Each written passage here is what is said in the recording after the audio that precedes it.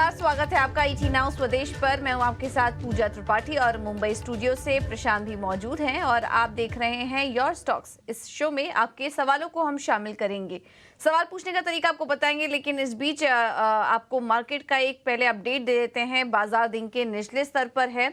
Bank Nifty 46,600 के भी नीचे फिसल चुका था, लेकिन अब उन लेवल्स को कहीं ना कहीं होल्ड करने की कोशिश कर रहा है। और निफ्टी में भी देखेंगे तो दिन के निचले स्तर पर निफ्टी कारोबार कर रहा है और हमने देखा कि ऊपरी स्तरों से करीब 180 अंकों की गिरावट यहां पर देखने को मिल रही है। निफ्टी में भी कमजोरी आज बना रहे हैं बैंकिंग स्टॉक्स, वहां पर आज काफी ज्यादा वीकनेस हम देख रहे हैं। उसके अलावा सरकारी बैंकों में कमजोरी है, करीब 1% से ज़्यादा की गिरावट सरकारी बैंकों में है। Oil and gas, consumer durable, energy shares सभी में आज वीकनेस देखने को मिल रही है। मेटल आईटी से थोड़ा सपोर्ट है आज, लेकिन मेटल आईटी को अगर छोड़ दें तो सभी सेक्टरल इंडेक्स हम देख रहे हैं कि कमजोरी के साथ ही कारोबार कर रहे हैं। और इसमें सबसे ज़्यादा दबाव आज दिख रहा है सरकारी बैंकों की तरफ से, बैंक्स, और इसके अलावा ऑयल एंड गैस स्टॉक्स भी आज दबाव बनाने का काम कर रहे हैं। जो आज टॉप निफ्टी लूजर है उसमें भारतीय एयरटेल है। 3.5% की कमजोरी यहाँ पर देखने को मिल रही है। बीपीसीएल में आज वीकनेस है। टाइटन पावर ग्रिड और एचडीएफसी बैंक में भी आज हम कमजोरी के साथ ही कारोबार होते हुए देख रहे हैं। यहाँ पर भी एचडीएफसी बैंक में भी हमने देखा कि एक अपने हाई से लगातार जो 5 दिनों से हम तेजी देख रहे थे, अब वो उस पर कहीं ना कहीं ब्रेक लगा और आज करेक्शन एचडीएफसी बैंक में दिखाई दे रहा है। इस पर भी हम आगे चर्चा करेंगे एचडीएफसी बैंक के स्टॉक में क्या करें, लेकिन अब आपको बता देते हैं सवाल पूछने का तरीका। और अगर आप हमारे साथ जुड़ना चाह रहे हैं, आपके कुछ सवाल हैं, तो आप हमसे पूछ सकते हैं। व्हाट्सएप नंबर आपके स्क्रीन पर है, इस नंबर पर ही आप हमें कॉल भी करिए, अपने सवाल मैसेज कर सकते हैं। साथ ही हम सोशल मीडिया पर भी मौजूद हैं। यूट्यूब पे भी आप हमें लाइव दे सकते हैं, वहाँ पे अपने सवाल पूछे, और फेसबुक, इंस्टाग्राम और ट्विटर के जरिए भी आप अपने सवाल हम तक पहुँचा सकते हैं। चलिए अब मेहमानों को शामिल करेंगे और हमारे साथ मौजूद हैं एंजल वन की स्नेहा सेठ और फंडा एक्सपर्ट संतोष सिंह भी हमारे साथ मौजूद हैं। आप दोनों का ही बहुत बहुत स्वागत है शो पर। स्नेहा, बाजार में गिरावट गहराती जा रही है, आज वीकली एक्सपायरी भी है, उस लिहाज से कहीं ना कहीं ये एक्सपेक्टेड भी था आज के दिन बाजार में इस तरह का करेक्शन देखना। लेकिन क्या लग रहा है आपको, बाजार में इस वक्त इंपॉर्टेंट सपोर्ट लेवल्स क्या नजर आ रहे हैं और इंडेक्स में क्या कोई ट्रेड लेना चाहिए या फिर फिलहाल छोड़ दे? पूजा, अगर आप देखिए मार्केट में, यस, कल के दिन काफी अच्छा करेक्शन दिखा। निफ्टी ने हाई मारा और उसके बाद से ही सेलिंग देखने को मिली थी सेकेंड हाफ में। आज वहां से अगर हम सपोर्ट की जो बात कर रहे थे, 21,900 22,000 के आसपास एक सपोर्ट जोन है। मगर जिस तरह की आज फॉल दिख रही है, मुझे लग रहा है कि पॉसिबिलिटी है करके ये सपोर्ट के हम नीचे ही closing they. I would say करके किसी के भी लॉन्ग्स है तो वो एग्जिट करें। किसी को शॉर्ट पोजीशंस लेना है तो इंडिविजुअल काउंटर्स में काफी अच्छे अपॉर्चुनिटीज है, वहां पे फोकस किया जा सकता है। तो ये नजरिया फिलहाल इंडेक्स पर आता हुआ। बढ़ते हैं आगे, पहले कॉलर को शामिल करते हैं। हमारे साथ गुरुदेव सिंह जी मौजूद हैं गुरुग्राम से। गुरुदेव सिंह जी नमस्कार, पूछिए क्या जानना चाहते हैं आप? हाँ सर, मैंने डक्सन का पता करना था। मेरे पास 10 शेयर हैं 4200 के हिसाब से। ठीक तो है, क्या फ्यूचर आगे और कहाँ तक जा सकता है? ठीक है। पहले तो आपको बधाई देनी होगी क्योंकि काफी अच्छे लेवल पे आपने एंट्री ली है। एक बात और मैं गुरुदेव जी आपसे जानना चाहता हूं कि आपका नजरिया क्या है, शॉर्ट टर्म का है या आप लंबे समय तक के स्टॉक को? सर, लंबे समय तक रख सकते हैं। ठीक है, ठीक है। हाँ जी। चलिए, तो इस पर एक राय देते हैं। संतोष जी बताइए, डिक्सन टेक पे क्या राय होगी? 4200 की खरीद है, काफी अच्छे लेवल पे गुरुदेव जी ने इसमें एंट्री ली है। 10 स्टॉक है इनके पास। मुझे लगता है कि होल्ड करके रखें, क्योंकि कंपनी में अगर देखें तो काफ़ी बड़ा केपेक्स भी है। तकरीबन 400 करोड़ का जो है केपेक्स लाइंड अप है। और अगर केपेक्स की फैसिलिटी जुड़ती है कंपनी में तो उससे और जो है कंपनी की आय बढ़ेगी और मुनाफा बढ़ेगा उससे। और जो है स्टॉक प्राइस में भी हम अच्छा गेन देख सकते हैं। तो मुझे लगता है कि अगर लंबी अवधि का नजरिया है, डेफिनेटली बनी रहें, क्योंकि सरकार का भी फोकस है कि हम इंडिजियसली बहुत सारी चीज़ों को बनाएं। और उसमें अगर आप देखें टेक्नोलॉजी में जिस तरह से ये कंपनी काम कर रही है डिस्प्ले यूनिट्स को लेकर, और जो भी इसके पास वर्क ऑर्डर्स हैं काफ़ी अच्छे हैं। हर साल जो अगर हम देखें कि इनके सेल्स का की जो बढ़त देखने को मिली है काफ़ी रोबस्ट रही है। और आने वाले दिनों में चूंकि कैपेसिटी एक्सपेंशन हो रहा है तो और ज़्यादा रहेगी। मुझे लगता है कि होल्ड करना एक वाजिब स्ट्रैटेजी होगी। ओके, तो होल्ड करिए डिक्सन टेक में और तेजी के लिए। अगला सवाल हमें भेजा है, हमारे साथ फोन लाइन पे जुड़े हैं वडोदरा से बिपिन चौहान। बिपिन जी नमस्कार, सवाल पूछिए अपना। नमस्कार सर। सर मेरा वेलिएंट ऑर्गेनाइजेशन है, उसका मेरा परचेज 643.53 है और काफी नीचे है। मेरा 1 साल हो गया सर। और इसी साल और हमने देखा कि स्टॉक टूटा भी काफी। वैलिएंट ऑर्गेनिक्स अगर देखेंगे तो एक साल में करीब 15% की गिरावट वैलिएंट ऑर्गेनिक्स में आ चुकी है। स्नेहा, क्या सुझाव होगा आपका? इनकी खरीद भाव 600 के ऊपर की है। क्या लग रहा है आपको, वो लेवल्स वापस से दिखेंगे? कितना समय लग सकता है और निकल जाएं या फिर बने रहें स्टॉक में थोड़ी रिकवरी के लिए? देखेंगे स्टॉक पर जब भी बाउंस बैक आ रहा है वहां से फ्रेश सेलिंग देखने को मिल रही है। मेरा मानना है एक सपोर्ट जरूर है अराउंड 410 420 के जोन के आसपास। बट जिस तरह की ओवरऑल सेलिंग प्रेशर आई है तो मुझे लग रहा है कि ये जो सपोर्ट्स अभी रिसेंटली है अराउंड 430 का इमीडिएटली और उसके बाद 420 का एक सपोर्ट है, तो पॉसिबिलिटी है कि वो सपोर्ट के पास जाए। तो अभी के लिए फिलहाल के लिए आई वुड से करके कि आप इसको एग्जिट करेंगे तो ही बेटर है। लग रहा है करके कि इसमें और पेन है इसमें ओवरऑल काउंटर्स में, तो आई वुड से करके कि एग्जिट कर देंगे तो बेटर रहेगा। अगर आपको फ्रेश ट्रेड लेना है तो थोड़ा सा समय दीजिए, मार्केट थोड़ा सा एक अच्छे लेवल्स पे आ जाएगा तो वहां से फिर से आप लॉन्ग करके चल सकते हैं। बट अभी के लिए ये काउंटर से एग्जिट करने की सलाह होगी। ठीक है, तो फिलहाल इससे एग्जिट करने की सलाह आपको मिलती हुई। बढ़ते हैं आगे, अगले जो हमारे दर्शक हैं उनको शामिल करते हैं। अवध पटेल जी हैं राजकोट गुजरात से हमारे साथ। अवध जी गुड मॉर्निंग, पूछिए क्या जानना चाहते हैं आप? Good morning sir. मेरे पास है IRB इंफ्रा 44 रुपए पे 1000 नंग है, और दूसरा स्टॉक है वोडाफोन आइडिया 14 रुपए पे 1000 नंग है। ठीक है, वो भी 1000 स्टॉक हैं आपके पास? हाँ, दोनों 1000 है। ठीक है, ठीक है, ठीक है। अवध जी का सवाल IRB इंफ्रा और वोडाफोन पे है। वोडाफोन का जो लेवल है उनका वो 14 रुपए के आसपास है और IRB इंफ्रा में इन्होंने 44 रुपए पे एंट्री की है। फिलहाल इनके भाव से ऊपर है स्टॉक। दोनों ही स्टॉक में इनको नजरिया देते हैं। संतोष जी बताइए, IRB इंफ्रा और वोडाफोन में 14 रुपए की खरीद है। देखिए IRB इंफ्रा, मुझे लगता है कि इन दोनों कंपनियों में IRB इंफ्रा आपको रख सकते हैं, क्योंकि आप देखें कि जिस तरह से बजटरी एलोकेशन गवर्नमेंट का इंफ्रास्ट्रक्चर पे काफ़ी ज़्यादा है और हर साल जो है बढ़ते जा रहा है वो बजटरी एलोकेशन, और जितनी भी कंपनियां हैं इंफ्रास्ट्रक्चर में वो डेफिनेटली जो है उसका जो है प्रॉफिट इनको जरूर मिलेगा। उनकी बेनिफिशियरी हैं ये कंपनियां। मुझे लगता है कि ये कंपनी को आप होल्ड करें। वोडाफोन आइडिया में देखिए अभी तक इन्वेस्टमेंट कहाँ से आएंगे, क्योंकि कंपनी में ऑपरेशनल प्रॉफिट डेफिनेटली है, लेकिन जो डेट बर्डन के कारण आप नेट प्रॉफिट देख लें तो 2000 तकरीबन 17 के बाद अभी तक कोई ऐसा मौका नहीं आया है जिसमें कि इन्होंने लॉस नहीं किया हो। नेट प्रॉफिट लेवल पे ऑपरेशनल प्रॉफिट है कंपनी को, तो कंपनी ब्लीड कर रही है और आपको ये अच्छा मौका है कि प्रॉफिट है आपके पास ऐसी कंपनी में। तो या तो आप एक काम कर सकते हो कि आप एक स्टॉप लॉस लगाओ और जो कि 14 रुपए के नीचे का होगा, वो स्टॉप लॉस लगा के बने रह सकते हो। अदरवाइज जो है there is no such reason to be invested in Voda Idea. आप IRB में बने रहो, वोडा आइडिया में अपॉर्चुनिस्ट बनकर अब कभी भी आप निकल सकते हो।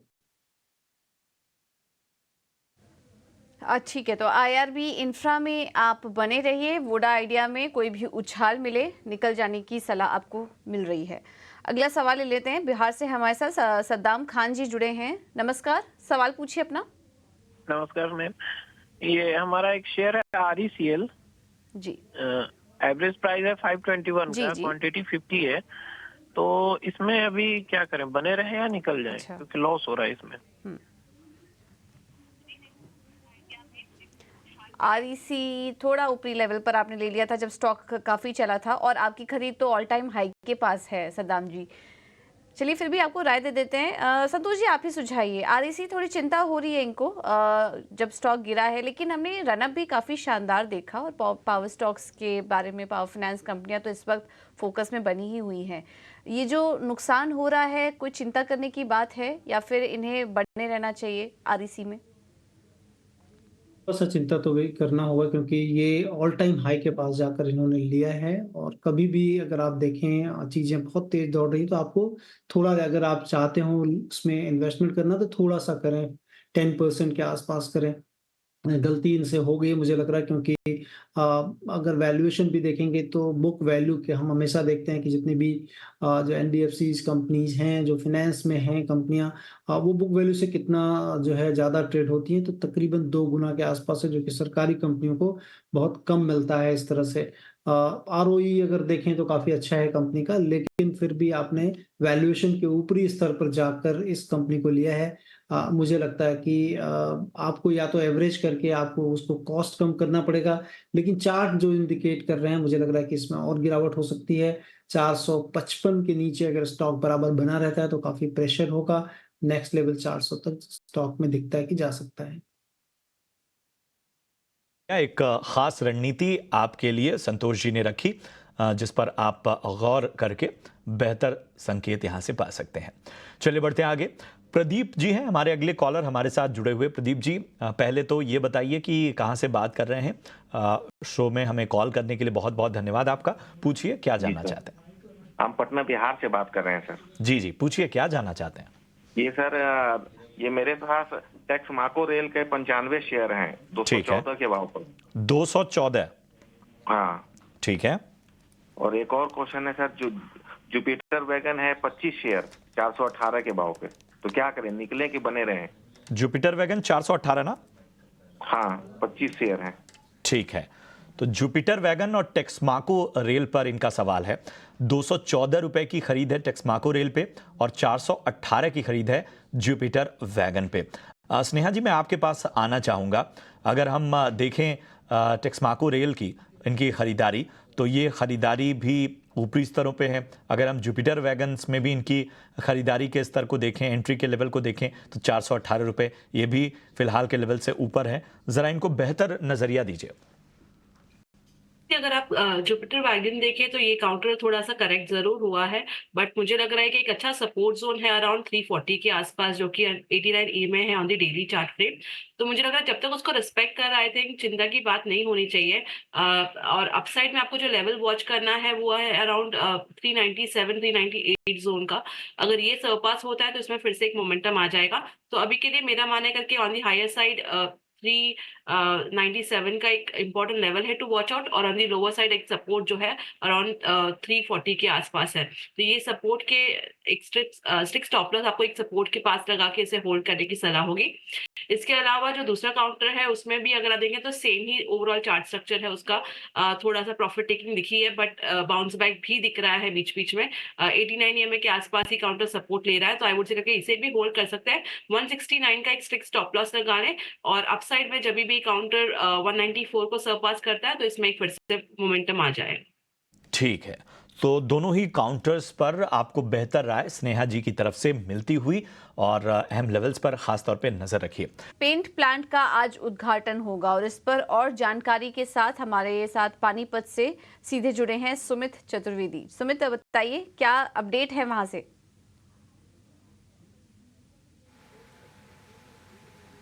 आदित्य बिरला ग्रुप ने आज बड़ा कदम रखा है पेंट बिजनेस में। ओपस ब्रांड के अंतर्गत जो आज हम पानीपत में इसके पहले प्लांट पर हैं, कुमार मंगलम बिरला जो चेयरमैन है आदित्य बिरला ग्रुप के, वो इसे आज ऑफिशियली आधिकारिक तौर पर लॉन्च करेंगे। पानीपत के साथ साथ लुधियाना में और तमिलनाडु में भी ये प्लांट, इनके जो प्लांट है वो लॉन्च किए जाएंगे। आपको थोड़ा दिखाते हैं हम कि कितना बड़ा प्लांट है ये ग्रासिम इंडस्ट्रीज़ का, आदित्य बिरला ग्रुप का।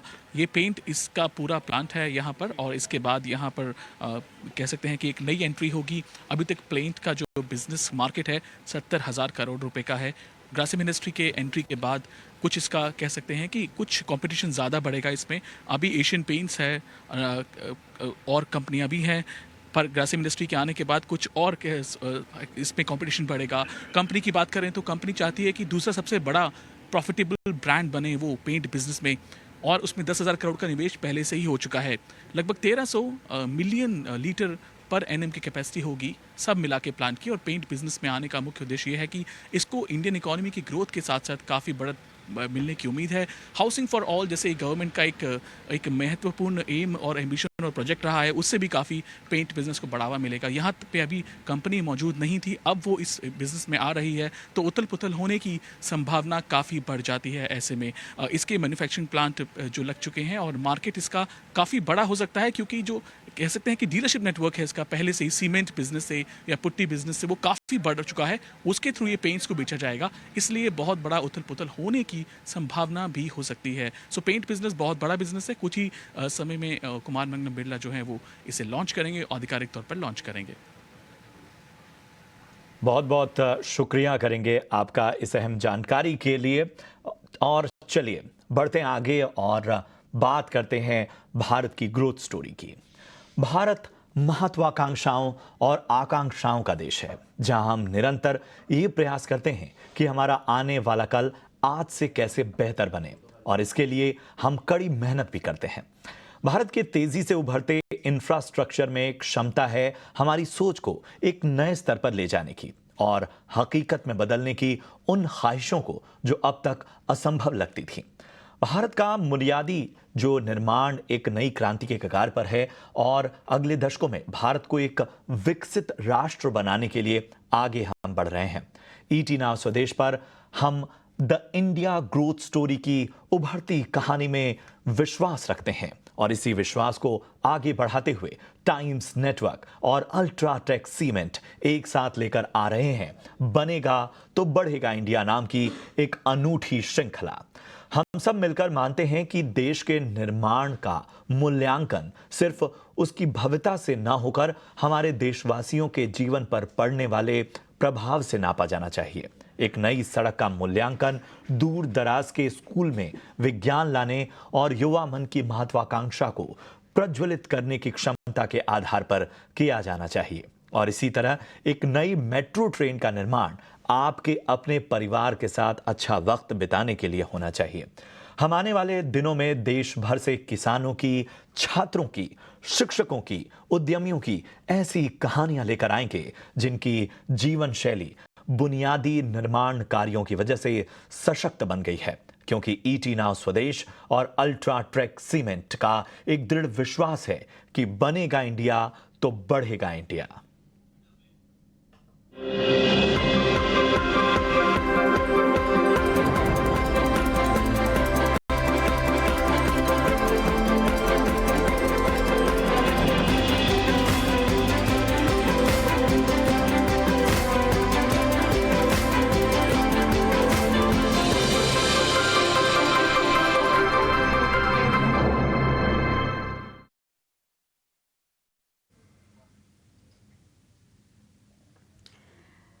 चलिए अब वापस से लौटते हैं बाजार पर और हम देख रहे हैं कि बाजार में इस बीच कमजोरी बनी हुई है। अगर निफ्टी पे नज़र डालें तो अब करीब 125 अंकों की वीकनेस है निफ्टी में और बैंक निफ्टी में 400 अंकों की वीकनेस आ चुकी है। तो बाजार में लगातार वीकनेस बनी हुई है, लेकिन ऐसे में रणनीति क्या होनी चाहिए ये हम समझ लेते हैं। हमारे साथ ऑप्शन के चैंपियंस बताने के लिए स्वास्तिक इन्वेस्टमेंट के संतोष मीणा मौजूद हैं। Santosh ji, thank you so much समय देने के लिए। बताइए क्या रणनीति होगी आपकी तरफ से? यस, आज मार्केट में थोड़ा सा प्रेशर देखने को मिल रहा है, कुछ इंडिविजुअल पॉकेट्स में प्रेशर है, तो आज मैं एक पुट देना चाहूंगा टाइटन का। स्टॉक वैसे पहले बहुत तेजी दिखा चुका है, आज एक कमजोरी के साइंस दिख रहे हैं। ये स्टॉक अपने 20 डे मूविंग एवरेज के नीचे फिसला है और कॉल राइटिंग्स भी देखने को मिल रही है, तो 3600 का कॉल खरीदने की सलाह दूंगा। तो करीबन 60 रुपए के आसपास ट्रेड कर रहा है। यहाँ पर आपको 40 रुपए का स्टॉप लॉस मेंटेन करना है और 100 रुपए का टारगेट रहेगा।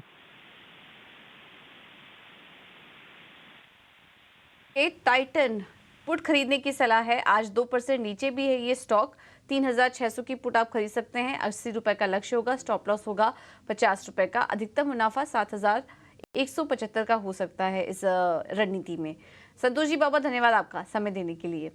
तो ये तो थी रणनीति, लेकिन अब एक डिस्क्लोजर भी आपके लिए चला देते हैं सेबी की तरफ से, जो कि कहता है कि अगर आप ऑप्शन में ट्रेड कर रहे हैं तो संभल के ट्रेड कीजिए, क्योंकि 10 में से 9 लोगों को इसमें नुकसान होता है और एकदम अधिकतम 50,000 रुपए तक का नुकसान यहाँ पर आपको हो सकता है। तो अपने स्टॉप लॉसेस का ध्यान जरूर रखिए।